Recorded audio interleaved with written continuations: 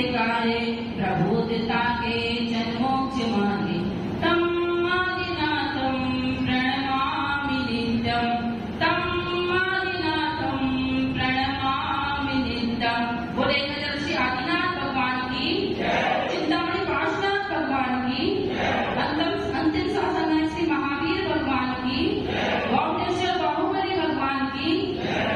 मेरी साधना के सुर सुमन तेरी वंदना में हर्ष नमन, गुरु हर नमन, गुरु हर नमन। तेरा ज्ञान मुक्ति का द्वार है, मानो जिंदगी का सार है।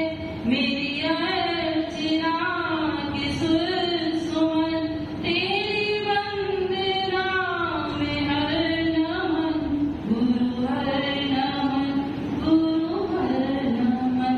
बोलो परम पूज्याचार्य श्री आदि सागर जी महाराज की, परम पूज्याचार्य श्री महावीर जी महाराज की, परम पूज्याचार्य श्री विमल सागर जी महाराज की, तपस्वी सम्राट श्री सन्मति सागर जी महाराज की। संयम सौरभ साधना जिनको करे प्रणाम, त्याग तपस्या तीर्थ का सुंदर सागर नाम, सुंदर सागर नाम। बोलो परम पूज्याचार्य श्री सुंदर सागर जी महाराज की। विद्या के सागर थी, ज्ञान की थी भंडार, करती थी माता हम सब पे उपकार। जय गुरु माँ, विजयमती माँ, जय गुरु माँ, विजयमती माँ। तेरी ज्ञान की बातों को हम भूल न भुलाएंगे, याद करें इनको हम शीश झुकाएंगे। जय गुरु माँ, विजयमती माँ, जय गुरु माँ, विजयमती माँ। बोलो परम पूज्य प्रथम वर्णीय श्रीमद विजयमती माता जी की, जैन धर्म की। पूज्याचार्य शंकर की। कभी फूलों में जिंदगी खिला करती है, कभी कांटों में जिंदगी खिला करती है। आचार्य सुंदर सागर जी की वाणी में मिठरी सी घुला करती है। यह परंपरा है आचार्य आदि सागर की, यह परंपरा है आचार्य आदि सागर जी की, महावीर कीर्ति महाराज की, विमल सागर जी की, सन्मति सागर जी की।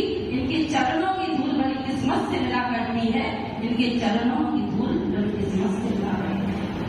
केकड़ी वाले बहुत ही पुण्यशाली हैं, सौभाग्यशाली हैं कि इन्हें इतने बड़े चतुर्वी संघ का अनायासी समागम हो गया। संघ ने कभी सोचा नहीं था कि केकड़ी आएंगे, पूरा संघ ही शायद प्रथम बार केकड़ी आया, पर यहाँ आकर आप लोगों की भक्ति देखकर बहुत अच्छा लगा। बहुत सब लोग श्रावक धर्म जो कहा है वह वास्तव में यहाँ देखने को मिलता है। क्यों मिलता है?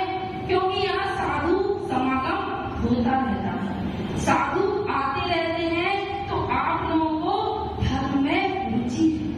जहाँ साधु के चरण नहीं पड़ते वहाँ पे अच्छे संस्कार नहीं होते, और वहाँ के जीवन में संस्कार नहीं पड़ते, तो फिर वह धर्मात्मा भी नहीं है।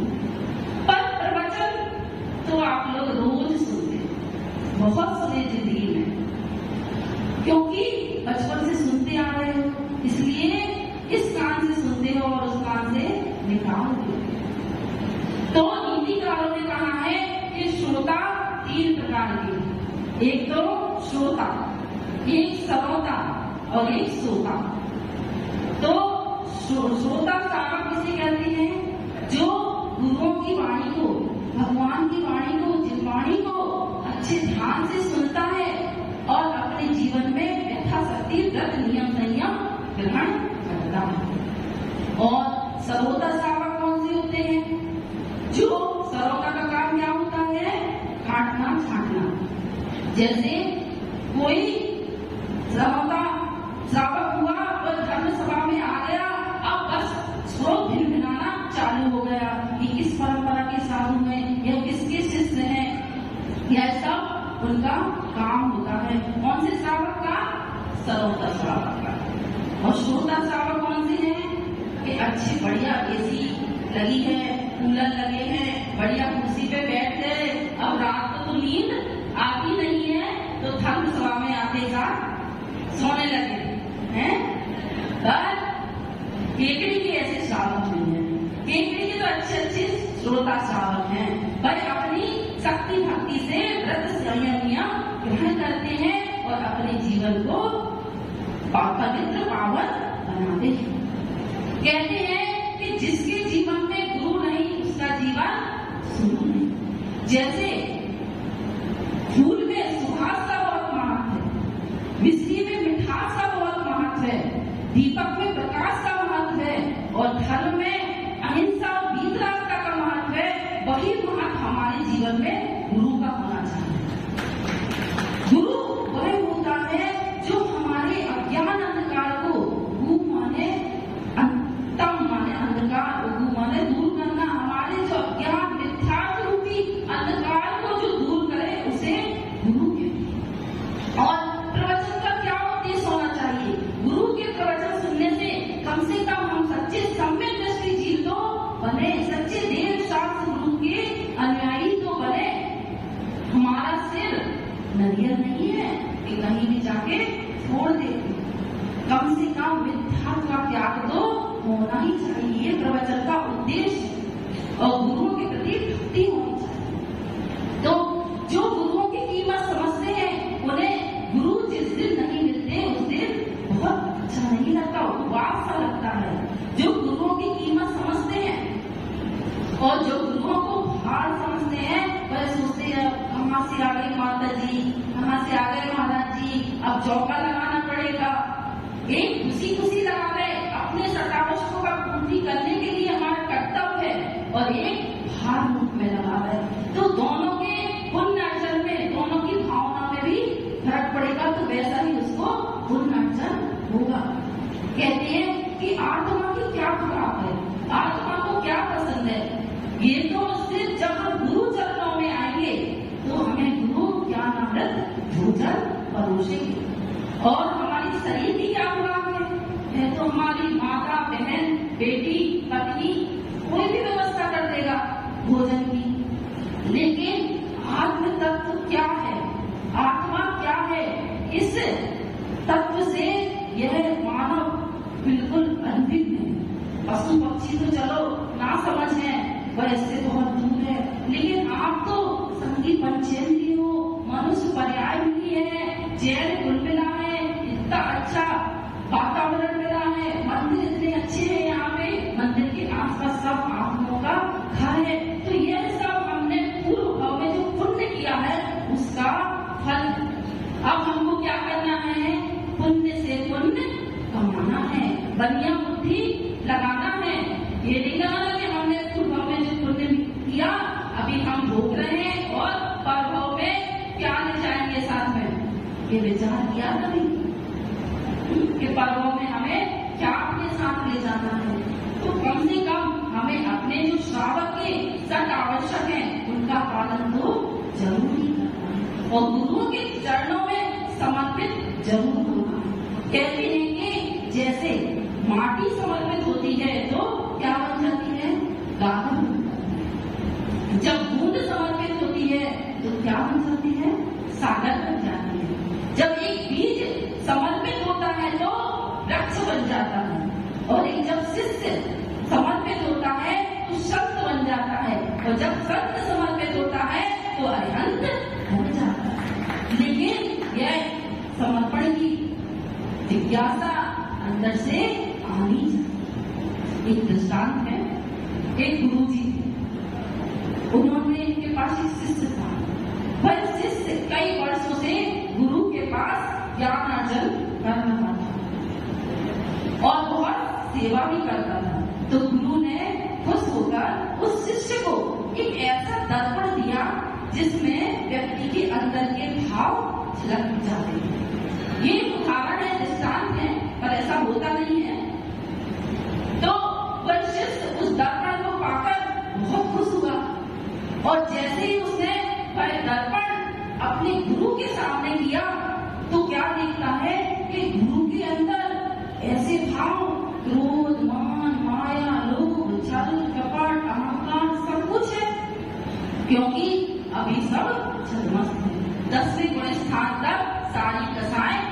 बैठी रहती हैं, लेकिन उनका संस्कार कम ज्यादा हो जाता है।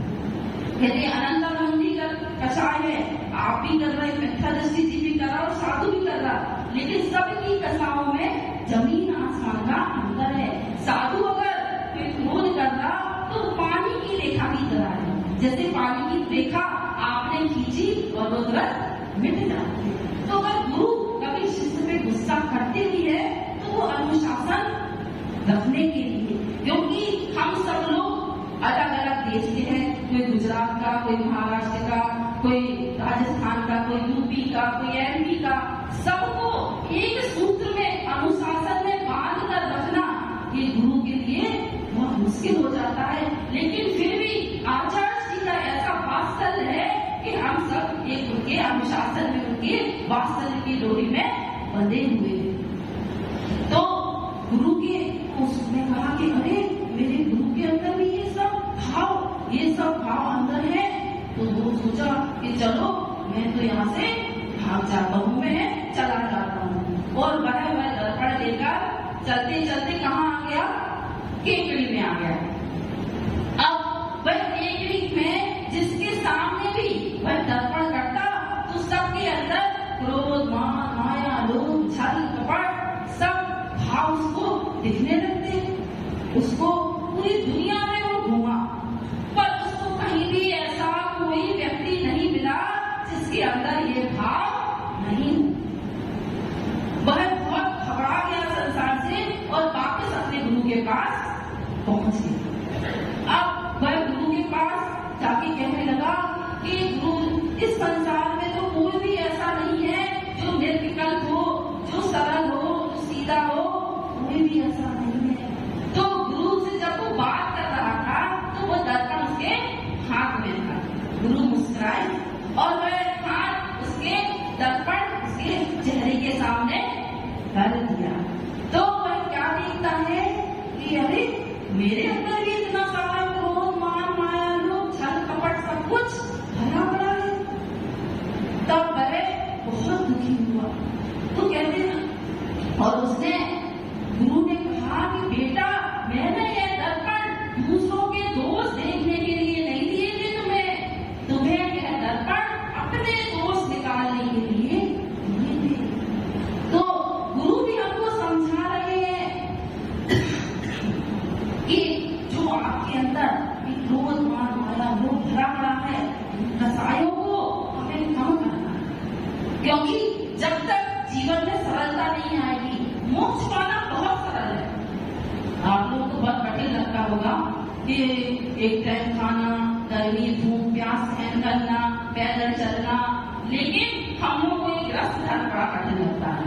अरे बच्चे पालना, क्योंकि जब तक शादी नहीं होती तो श्रावक मतलब व्यक्ति है, इंसान है, और जैसे उसकी शादी हुई तो वो जानवर हो गया। कैसे? 4 पैर हो गए, पत्नी आ गई उसकी, तो 4 पैर किसके होते? जानवर के। फिर एक और बच्चा हो गया तो क्या हो गई? मक्खी। जैसे मक्खी फिरफिर करती ना, तो शादी के बाद व्यक्ति की जिंदगी में भी भनभनाहट चालू हो जाती। फिर और एक बच्चा होगा तो क्या हो गए? 6 पैर हो गए। 6 पैर किसके? मकड़ी के। फिर मकड़ी अपना जाला खुद घूमती है और फिर उसमें फंस जाती है और फिर निकल नहीं पाती। ऐसे ही आपका ग्रस्त जीवन है कि आपने मकड़ी का जाला खुद बनाया है, पर आप उससे निकल नहीं पा रहे और बड़बड़ा रहे हो। दिन भर कितनी मेहनत, कितने संदेश परिणाम सब कुछ करते हो, लेकिन फिर भी अपने जैन धर्म में यह व्यवस्था बताई है कि अगर आप अपने सटावंशों का पालन करेंगे, ग्रस्त धर्म का पालन करेंगे, तो भी परंपरा से मोक्ष जाएंगे। लेकिन अंत समय में तो माता जी बनना ही पड़ेगा, निदंत साधु वेद धारण करना ही पड़ेगा, क्योंकि इसके बिना मुक्ति नहीं है। तो कम से कम हम सच्चे सम्यक दृष्टि जीव तो बन जाए। सम्यक दर्शन किसे कहते हैं? खूब सुन रहे आप लोग रोज प्रवचन, तो बनेगा सबसे सम्यक दृष्टि जीव है।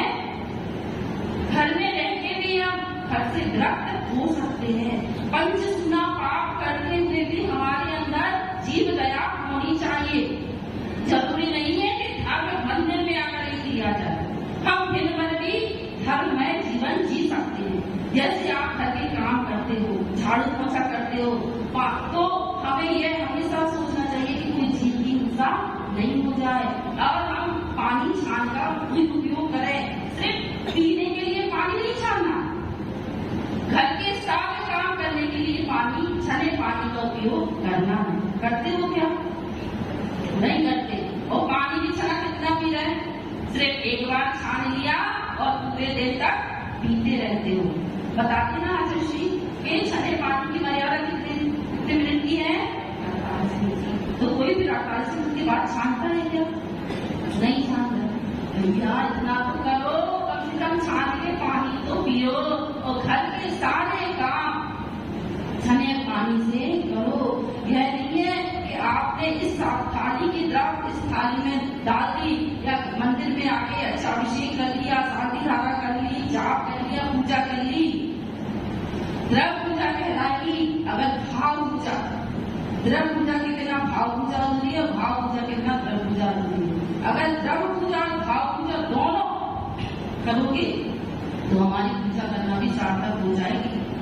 लेकिन हमने अपनी पूरी जिंदगी प्रवचन सुनने में निकाल दिया और सतावश को पालन करने में, लेकिन हम आगे नहीं बढ़े। कम से कम इतनी बड़ी केकड़ी में, केकड़ी शब्द का क्या अर्थ है? जो केवल ज्ञान, के माने केवल ज्ञान रूपी कड़ी से तुम्हें जोड़े। कैसे जोड़ेगी वो? कम से कम व्रती तो बनो, कम से कम प्रतिमाधारी तो बनो, कम से कम ये भावना तो भाव कि हमारा अंत में समाधि मरण हो। कैसे होगा वो समाधि मरण? जब आप व्रती नहीं बनोगे, साधु समागम में नहीं आओगे, तो समाधि मरण होने वाला नहीं है।